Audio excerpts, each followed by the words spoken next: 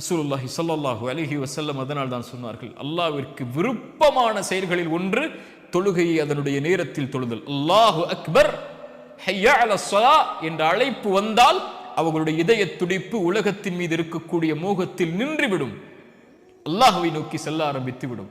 முஹம்மது ரசூலுல்லாஹ் ஸல்லல்லாஹு அலைஹி வஸல்லம் அதானுடைய சத்தம் கேட்கும் வரை குடும்பத்தோடு உட்கார்ந்து எல்லா விஷயங்களையும், தன் தோழர்களோடு உட்கார்ந்து எல்லா விஷயங்களையும் பேசிக் கொண்டிருப்பார்கள்.